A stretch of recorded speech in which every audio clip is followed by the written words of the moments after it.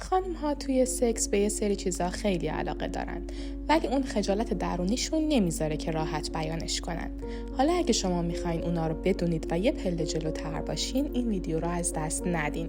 لایک و کامنت هم فراموش نشه. اگه ما رو سابسکرایب نکردین، حتما این کار رو انجام بدید. 6 تا چیز که زنها تو سکس میخوان ولی خجالت میکشن بگن.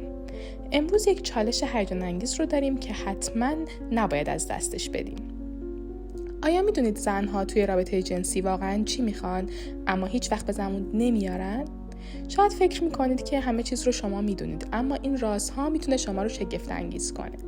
اگر میخواید توی رابطتون بهترین باشین، حتی بیشتر از قبل جذب همسرتون بشید، تا آخر این ویدیو رو تماشا کنید و توی کامنت ها نظرتون رو برام بنویسین. لطفاً با ساب و لایکتون ازمون حمایت کنید. حتما زنگوله کنارش رو هم بزنید تا بیشتر دیده بشیم و از ویدیوهای ما با خبر بشید. درخواست‌های سکسی زنها که روی دلشون مونده.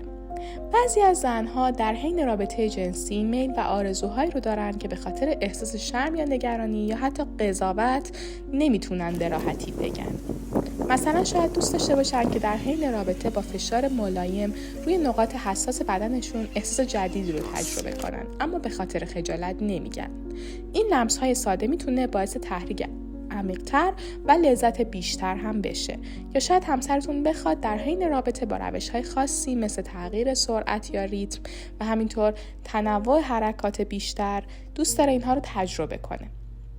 مثلا تغییر از حالت آروم به حالت سریع میتونه حس هیجان بیشتری رو بهشون القا کنه، ولی ممکنه به خاطر اینکه فکر کنه شما درخواست اون رو عجیب میدونید نتونه این حرکات رو بهتون راحت بیان کنه. اگر شما به این نیازها توجه بکنید و با باز بودن بهش پاسخ بدید، میتونید رابطتون رو هیجان انگیزتر کنید و باعث بشید که همسرتون هم احساس راحتی و رضایت بیشتری رو داشته باشه. کاری کن که زنت یا دوست دخترت به ارگاسم پرشور برسه، نه اینکه وانمود بکنه که به ارگاسم رسیده. لمس‌های خاص که دیوونش میکنه. خیلی از زنها عاشق لمس‌های خاص و ظریف هستند که باعث میشه حس نزدیکی و عشق بیشتری رو بکنن. مثلا نوازش آروم پشت گردن یا لمس ملایم قسمت‌های پایین کمر میتونه اون رو حسابی تحریک کنه. تصور کنید وقتی دارید فیلم میبینید، تون رو به آرامی دور گردنش بکشید. این لمس ساده میتونه حس خوشایندی رو بهش بده و باعث بشه تو همون لحظه احساس دیوانه کننده‌ای داشته باشه. یا وقتی نزدیکش هستید، به آرامی موهاش رو کنار بزنید و گوشش رو لمس کنید.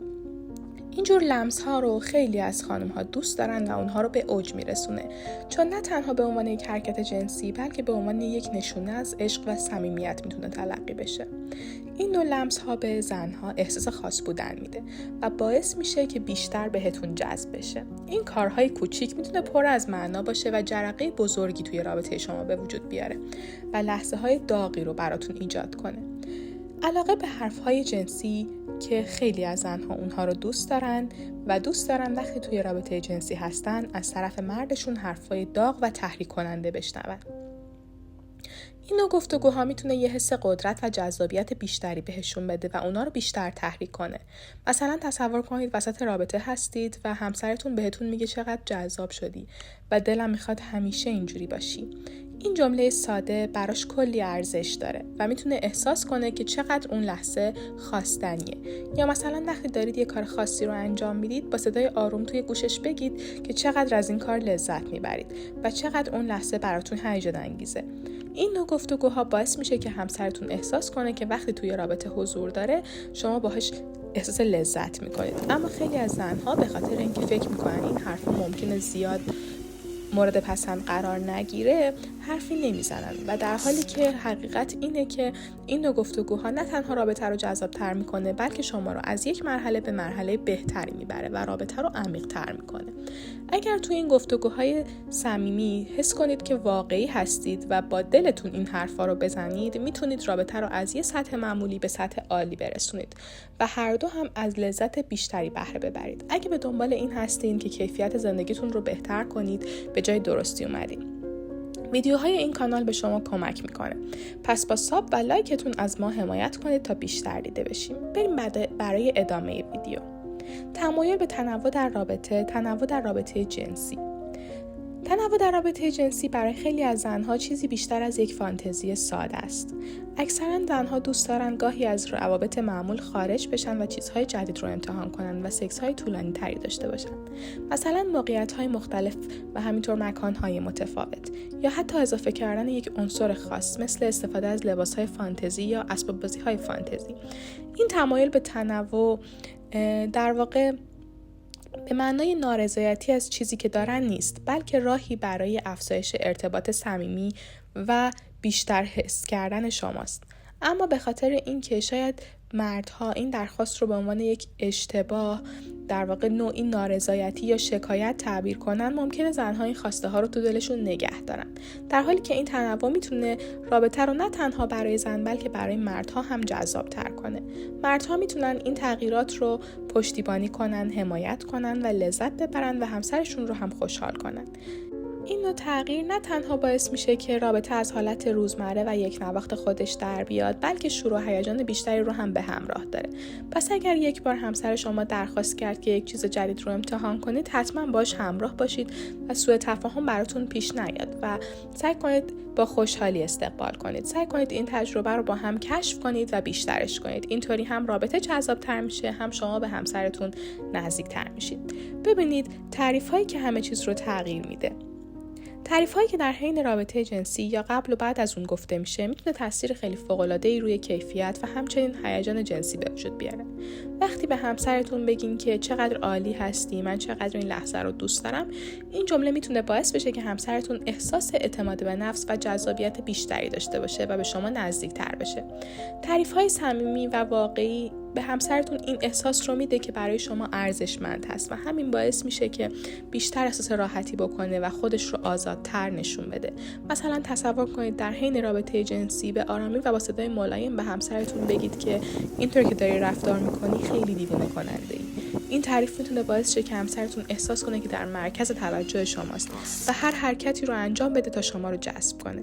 این نوع تعریف ها به شدت تحریک کنندن و میتونن باعث بشن که هیجان و لذت رابطه افزایش پیدا کنه. همچنین بعد از رابطه جنسی گفتن جمله هایی مثل بهترین سکس رو امروز داشتیم، خیلی خاص بودی، میتونه اینها به همسرتون حس رضایت و خوشحالی عمیقی بده. این تعریف ها به همسرتون این حس رو میده که کارش رو به خوبی انجام داده و شما از رابطه لذت بردید. این تعریف ها باعث میشه که در دفعات بعدی اشتیاق و انرژی بیشتری داشته باشه و بتونید که رابطه بهتری رو تجربه کنید. به طور کلی تعریف های صادقانه و از ته دل در طول و بعد از رابطه جنسی میتونه باعث تقویت احساس صمیمیت بین شما و همسرتون بشه. محبت در کنار لذت. بعضی وقتها زنها عاشق این هستن که در حین رابطه جنسی احساس محبت و لذت بیشتری بکنن. مثلا وقتی که شما دارید به آرامی و با محبت به بدنش دست میکشید و لمسش میکنید، اون دوست داره که شما با کلمات محبت آمیز احساساتتون رو نشون بدید. وقتی که دارید با نرمی دستهای اون رو میگیرید، یک جمله ساده مثل تو برای من خیلی مهمی و هر لحظه با تو بودن رو من خیلی دوست دارم میتونه ترکیب فوق‌العاده‌ای از لذت و محبت رو ایجاد کنه. مثال دیگه که میتونم بزنم براتون اینه که در حالی که با هم در وضعیت‌های مختلف سکسی هستید، اون بخواد شما رو ببینه که چطور با نگاه‌های محبت‌آمیز بهش توجه میکنید. مثلا وقتی در حین رابطه شما به آرامی و با عشق دارید به چشماش نگاه میکنید و از زیباییش تعریف میکنید، این یک ترکیب از محبت و لذت میتونه باشه و احساس عمیق‌تری رو میده و شاید همسرتون دوست داره که شما با حرکات ملایم و عاطفی مثل بوسیدن شونه‌هاش و پیشونیش اون رو به یک احساس ویژه برسونید. این حرکت‌های محبت‌آمیز همراه با لذت جنسی میتونه باعث بشه که اون رو تو اون لحظه راضی کنه و حتی به شما نزدیکتر هم بشه. این نوع محبت در کنار لذت باعث میشه که رابطه شما نه تنها از نظر فیزیکی بلکه از نظر عاطفی هم رضایت بخش باشه. زنها با دریافت محبت‌های کوچیک و توجهات عاطفی احساس ارزشمندی و نزدیکی خیلی زیادی میکنن. این باعث میشه که رابطه شما از لذت و رضایت پر بشه. به نظر شما زنها توی رابطه جنسی واقعا چی میخوان که خجالت میکشن به زبون بیارن؟ نظرتون رو کامنت کنید. فراموش نکنید سابسکرایب کنید و زنگوله رو هم بزنید. زنان در رابطه جنسی این 10 چیز رو میخوام شما رو بهشون توجهتون رو جلب کنم. شماره 1، توجه به علائم غیر کلامی. در حین رابطه جنسی یکی از گلایه‌ها و شکایت‌های خانم‌ها اینه که میگن همسر من باید خودش متوجه بشه، نه اینکه من بهش بگم. مثلا رابطه از پشت دارید و به خاطر شناخت کمی که وجود داره اشکالی نداره به آرامی بپرسید که دوست داری خوشت میاد، دوست داری سریع‌تر کنم، درد داری نداری، ولی به مرور پرسیدن‌ها باید کمتر و کمتر بشه و شما سعی کنید که به واکنش‌ها توجه کنید، مثل آه و ناله کردن، تون صدا، نفس زدن، صدای خنده. بنابراین توجه به سیگنال‌های غیر کلامی برای خانم‌ها مهمه. شماره 2، توجه و عشق بازی. قبل و بعد از رابطه جنسی ممکنه بعضی از مردها سعی کنن که رابطه جنسی رو فقط در عمل دخول ببینن، ولی زنها علاوه بر نیاز جنسی میخوان نیاز روانی و عاطفیشون هم ارضا بشه. بنابراین اگر مردی هستید که بعد از سکس روتون رو میکنید اون ور رو میخوابید، باید بدونید که همسر یا دوست دخترتون احساس بدی پیدا میکنه و فکر میکنه شما اون رو رها کردید. همچنین زنها قبل از آرامش نیاز به مناقشه و عشق بازی دارن تا برای عمل دخول آماده بشن. کاری کنید که قبل از دخول حسابی شل بشه و خودش رو خیس کنه. کندن آرام لباس‌ها. شما زمانی که میخواین یک هدیه رو از بسته بندی بیرون بیارید، این کار رو به آرامی انجام میدید. در رابطه یهو لباس‌های همدیگر رو در نیارین و این کار رو با آرامی و به تدریج انجام بدید و همچنین از رنگ و مدل لباس‌های زیرش تعریف کنید. شماره 4، کار کردن روی نقاط حساس زنها. زنها از ماجراجویی شما خوششون میاد. مثلا اگر میتونید با انگشت کردن نقطه جی اون نقطه رو پیدا کنید، باهاش ور برید. روی قسمت‌های مختلف بدن مانور بدین. قلقلک دادن، لیسیدن بخش‌های پا، بخش‌های درونی پا، گوش‌ها، نوک سینه‌ها، روی شکم، حتی پشتش. بنابراین به هر نقطه حساسی حمله ور بشید، اون رو به خوبی ببوسید و بلیسید. شماره 5، صحبت‌های جنسی و رمانتیک. بعضی از کلمات یا جملات وجود دارن که اگر شما خارج از رخت خواب به همسرتون بگین بعدش میاد و بهش برمیخوره، ولی موقع رابطه جنسی دوست داره که از شما بشنوه. و همچنین شنیدن حرفهای رمانتیک باعث میشه احساس شما بیشتر بشه و همینطور همیشه برای شما خواستنی و دوست داشتنی میشه. پس امتحان کنید ببینید با کدوم کلمات و جملات بهترین جواب رو میگیرید. شماره 6، تحریک کلیتوریس. بسیاری از زنها برای رسیدن به ارگاسم علاوه بر دخول نیاز به تحریک مستقیم کلیتوریس یا کلاهک کلیتورال دارند. شما میتونید همزمان از پشت و جلو انگشت کنید و به طور منظم و ریتمیک ناحیه کلیتورال رو بلیسید و یا موقع دخول اگر پوزیشن اجازه میده از انگشتان خودتون برای تحریک این بخش استفاده کنید. میزان فشار، ریتم و مدت زمانهای متفاوت رو تست کنید تا ببینید بهترین چیزی که دوست داره چیه. شماره 7، عشق سوزان. فقط دوست داشتن کافی نیست. شریک جنستون میخواد عشق سوزان شما رو ببینه. فقط خوردن و لیسیدن عادی کافی نیست. میخواد شما اون رو بپرستید و مثل یک گرسنه با تمام وجودتون سر تا پاشو ببوسید و بلیسید. اینجوری احساس میکنه برای شما یونیک و بی همتاست. شماره 8، اسباب بازی‌های جنسی. زنان این توانایی رو دارن که چندین بار به نقطه اوج و ارگاسم برسن. همونطور که گفتم تحریک ناحیه کلیتورال بسیار مهمه. برای این کار میتونید از لوازم جانبی و اسباب بازی‌های جنسی کمک بگیرید. شماره 9، احساس زیبایی برای یک دختر بسیار مهمه که قبل و بعد از رابطه جنسی براش خیلی مهمه که از شما بشنوه که زیباست. بنابراین جمله تو خیلی خوشگلی نباید از دهنتون بیفته. همچنین با نگاه و تماس چشمی اون رو بخورید. شماره 10، سورپرایز شدن خانم‌ها. خانم‌ها از غافلگیری و سورپرایز خوششون میاد، مخصوصا موقع رابطه جنسی.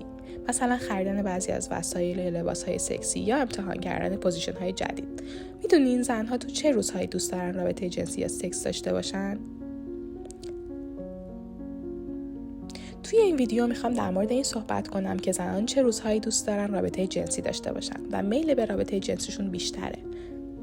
در انتهای این ویدیو بهتون میگم که میل جنسی خانم‌ها تو چه سنی بیشتره و یک رابطه جنسی خوب از نگاه زنان چه جور رابطه‌ایه و میل جنسی زنان توی روابط زناشویی چه تأثیری میذاره. توی بعضی از روزها به دلیل تغییرات هورمونی خانم‌ها میل زیادی برای رابطه جنسی از خودشون نشون میدن که مردها باید این رو بدونن و اگر آقا بدونه که همسرش یا پارتنرش توی چه روزی تمایل بیشتری به سکس داره، رابطه جنسی خیلی بهتری رو تجربه کنه. مهمترین هورمون هایی که توی میل جنسی خانم ها نقش دارن یا در واقع همون هورمون های سکشوال، هورمون استروژن و پروژسترون هست. مخصوصا هورمون استروژن که معمولاً از روز انتهای آخر پریود یعنی اواخر چرخه قاعدگی خانم شروع به افزایش میکنه و میل جنسی خانم هم همراه با اون شروع به افزایش میکنه. جوری که حدود هول و هوش تخمک گذاری خانم، یعنی تقریبا 1 هفته بعد از تمام شدن قاعدگی، میل جنسی خانم ها به حد اکثرش میرسه و بعد از تخمک گذاری یهو افت میکنه و تقریبا 1 هفته مونده به قاعدگی خانم به میزان خیلی کمی در واقع دوباره احساسش افزایش پیدا میکنه که البته به میزان زمان تخمک گذاری نمیرسه، ولی خب باز یه مقداری افزایش رو داره. و اینم بگم که بعضی از خانم ها توی این دوران قبل از قاعدگی به دلیل اون علائم PMS یا همون علائم قبل از قاعدگی، حالا ممکنه یه سری علائم روحی و جسمی وجود داشته باشه که اذیتشون کنه، مثل پرخاشگر شدن، عصبی شدن، اینکه دچار درد سینه بشن، درد پستان داشته باشن. همین ممکنه باعث بشه که اون افزایش میل جنسی خیلی خودش رو بروز نده. اگر تا اینجا از این ویدیو خوشت اومده، خوشحال میشم که همین الان لایکش کنی و اگر علاقه‌مند به آموزش جنسی هستی تا بتونی از این طریق چالش‌های جنسی رو برطرف کنی، دکمه سابسکرایب و زنگوله رو فعال کن تا هر زمان ویدیو گذاشتیم ببینی. البته هورمون‌ها جزو عواملی هستن که روی میل جنسی خانم‌ها به رابطه جنسی تاثیر میذارن. خانم‌ها بعد از نظر ذهنی قبل از رابطه جنسی آمادگی داشته باشن و مثل آقایون نیستن که همین الان یهو تحریک بشن و درخواست رابطه جنسی کنن. بعد از نظر ذهنی آماده باشن. اینجوری نیست که شما با پارتنرتون دعوا کرده باشید، حالا مثلا ناراحتم باشه هنوز و همین حین بیاین درخواست رابطه جنسی کنید. توی 99% مواقع درخواست شما رد میشه و رابطه جنسی برقرار نمیشه. پس حتما باید خانم از نظر ذهنی آمادگی داشته باشه و معمولا خانم‌ها اینجوریان که باید برای رابطه جنسی از قبل برنامه‌ریزی کرده باشن و اینجوری نیست که حالا توی هر مکان و هر زمانی شما درخواست بدین اونها هم قبول کنن. یکی دیگه از عواملی که خیلی روی میل جنسی خانم‌ها برای رابطه‌های بعدی تاثیر داره پیشنوازیه. پیشنوازی برای خانم‌ها خیلی اهمیت داره. اون رابطه عاطفی که خانم‌ها دنبالشن معمولاً با پیشنوازی حاصل میشه.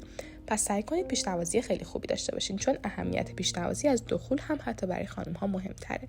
و یکی دیگه از عوامل تاثیرگذار روی میل جنسی خانم‌ها برای رسیدن به ارگاسمشون تو رابطه است. در واقع رسیدن به ارگاسم میتونه کمک کنه که خانم اضطراب و استرسش کمتر بشه و اون درصد پرخاشگری کم بشه. و اگر به خانمی به ارگاسم نرسه توی یک رابطه، به مرور این حسش سرکوب میشه و باعث میشه میل جنسیش کم بشه. پس سعی کنید حتما نحوه ارگاسم با پارتنرتون رو بدونید و توی رابطه اون رو به ارگاسم برسونید که معمولا اکثریت خانم‌ها از طریق تحریک کلیتوریس به ارگاسم میرسن. خب یکی دیگه از عواملی که روی میل جنسی تاثیر داره قطعا سن افراده. میخوایم ببینیم که سن خانم‌ها چه تاثیر روی میل جنسیشون داره و خانم‌ها توی چه سنی بیشتر این میل جنسی رو دارن. معمولا توی دهه 20 تا 30. حالا به دلیل هورمون‌ها، به دلیل شروع اشتیاق جوانی، میل جنسی خانم‌ها بالاتر میره. ولی خانم‌ها توی این سن بیشتر به دنبال اون رابطه عاطفی هستن و به دنبال جلب توجه پارتنرشون هستن.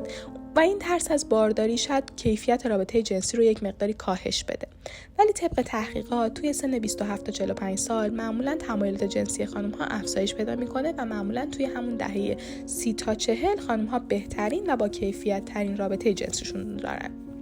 و توی سن یائسگی معمولاً هورمون‌های استروژن افت پیدا می‌کنه.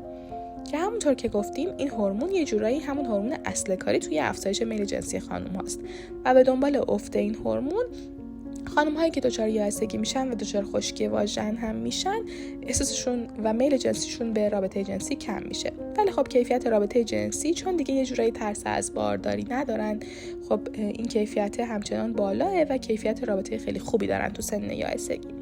و یه توصیه که ما به خانم‌های یائسه داریم اینه که به هیچ عنوان تعداد رابطه جنسیتون رو توی این سن کم نکنید، چون هر باری که رابطه جنسی برقرار میشه این میزان هورمون استروژن افزایش پیدا میکنه و افزایش این هورمون دوباره میل جنسی رو افزایش میده و همینطور خشکی واژن رو کاهش میده. این باعث میشه که میل جنسی بالا بره، کیفیت رابطه بالا بره و اتفاقای خیلی خوبی بیفته. خب برسیم به اینکه یه رابطه جنسی خوب از نگاه یه خانم چه شکلیه. در واقع خانم ها رابطه جنسی خوب و با کیفیت رو رابطه میدونن که هر دو طرف توش رضایت داشته باشن و از رابطه لذت ببرن و اون حریم ها برای هر دو طرف در واقع حفظ بشه توی اون رابطه. و نگاه زنان به رابطه جنسی معمولاً به عنوان یک راهیه برای افزایش صمیمیت و علاقه و ارتباط عاطفی بین دو طرف. همسر شما یا پارتنرتون از اون دسته از افرادیه که قبل از پریود میل جنسیشون زیاد میشه یا به هیچ عنوان تن به رابطه جنسی نمیدن؟ توی کامنت ها برام بنویسید.